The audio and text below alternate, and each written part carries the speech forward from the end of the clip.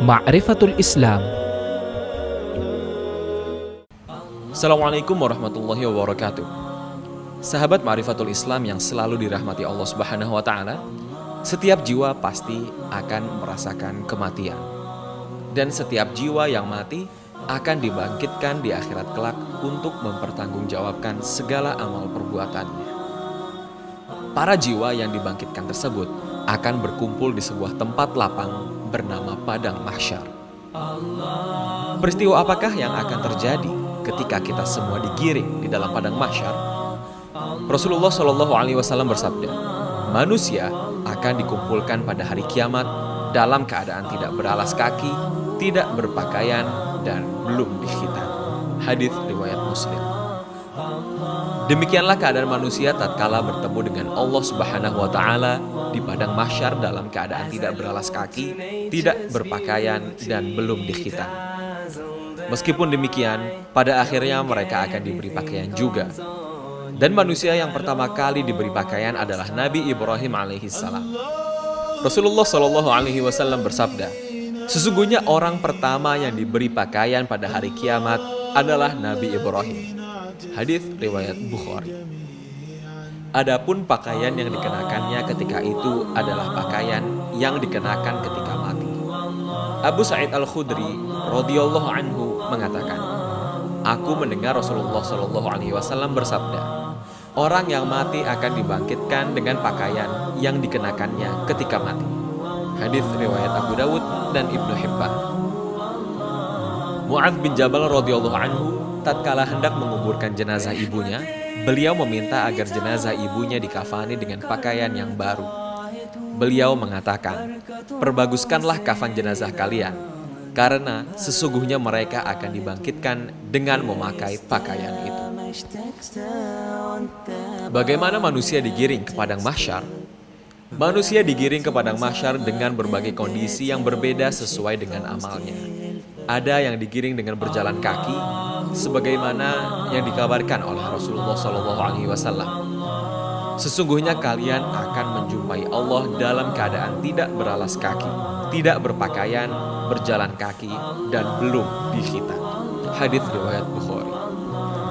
Ada juga yang berkendara, namun tidak sedikit yang diseret di atas wajah-wajah mereka. Rasulullah SAW bersabda, sesungguhnya kalian akan dikumpulkan ke padang mahsyar dalam keadaan berjalan, dan ada juga yang berkendaraan, serta ada juga yang diseret di atas wajah-wajah kalian. Abu Sa'id Al-Khudri radhiyallahu anhu mengatakan bahwa ada seseorang yang berkata kepada Rasulullah Shallallahu alaihi wasallam, wahai Rasulullah, bagaimana bisa orang kafir digiring di atas wajah mereka pada hari kiamat? Rasulullah Shallallahu alaihi wasallam menjawab, bukankah Rabb yang membuat seseorang berjalan di atas kedua kakinya di dunia mampu untuk membuatnya berjalan di atas wajahnya pada hari kiamat? Qatadah mengatakan, benar, demi kemuliaan Rabb kami. Hadits riwayat Bukhari dan Muslim. Ketika matahari didekatkan dengan jarak 1 mil.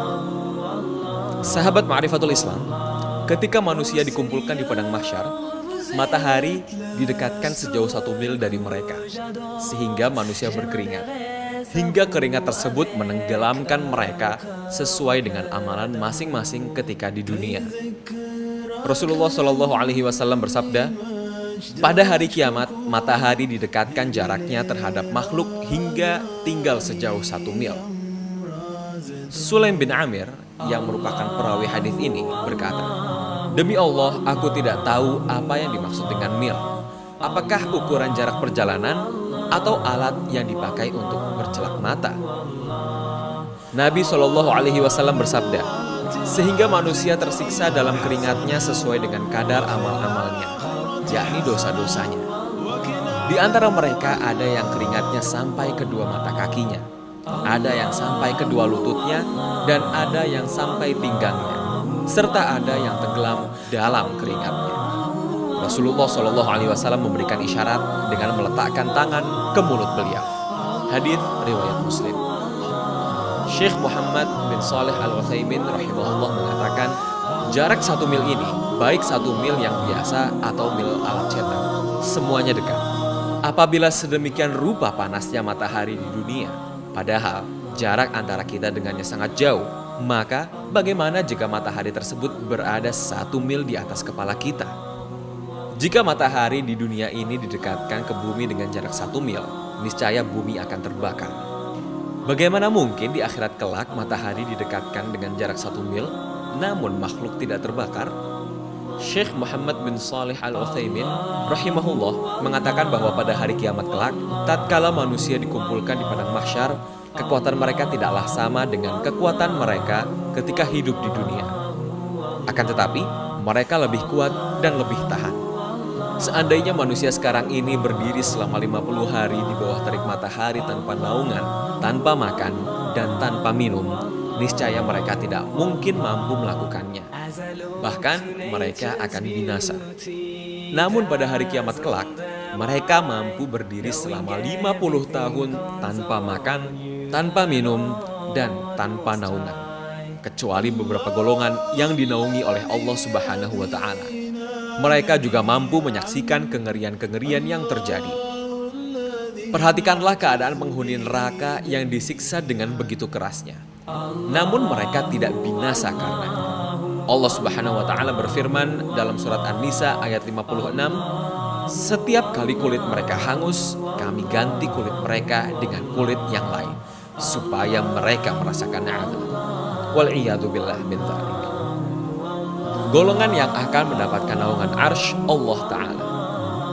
Pada hari yang sangat panas itu, Allah Subhanahu wa Ta'ala akan memberikan naungan kepada sebagian hamba pilihannya. Tidak ada naungan pada hari itu kecuali naungannya semata.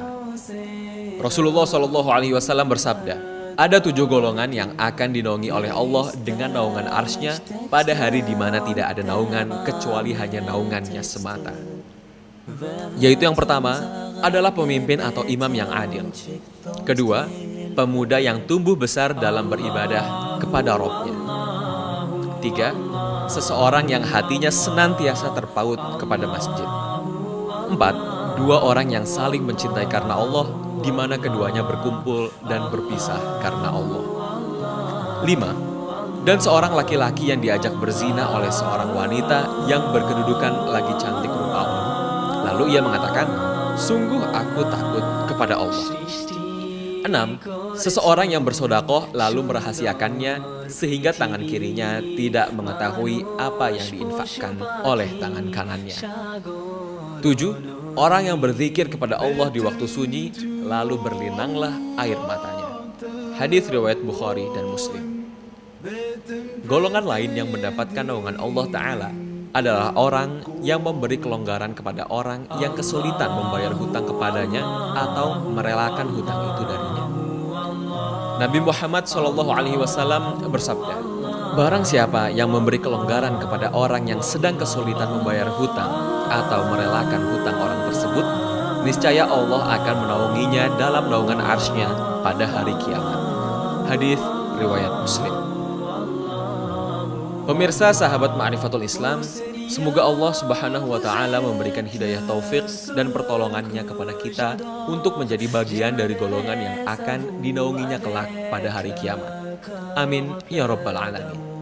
Sekian Ma'rifatul Islam pada kesempatan kali ini. Sampai jumpa di kesempatan selanjutnya. Wassalamualaikum warahmatullahi wabarakatuh.